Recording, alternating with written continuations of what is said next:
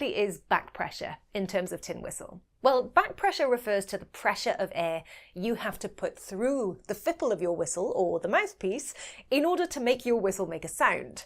Simply put, the tighter the fipple, or the narrower the windway at the top here, the more back pressure your whistle will have. And this means that whistles with narrower windways will play really differently to whistles with wider windways.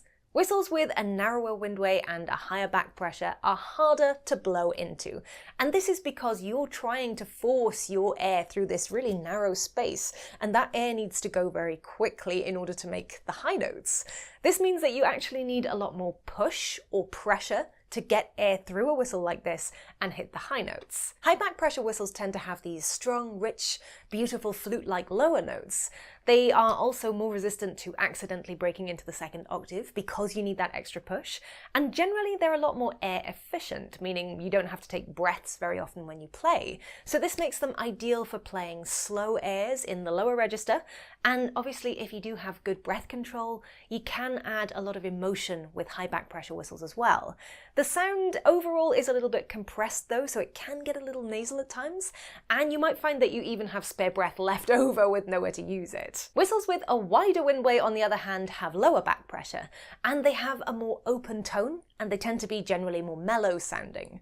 Some people actually find it easier to hit the high notes with whistles with low back pressure, and that's because the space you're pushing air through is a lot wider, and this means that although you might need more air to put into this whistle, you actually need less push to hit the high notes. This could mean that low back pressure whistles might be a bit better suited to tunes that jump between the octaves a lot, but low back pressure whistles are a little quieter or weaker on the low notes, so they're not quite as good for slower, lower tunes.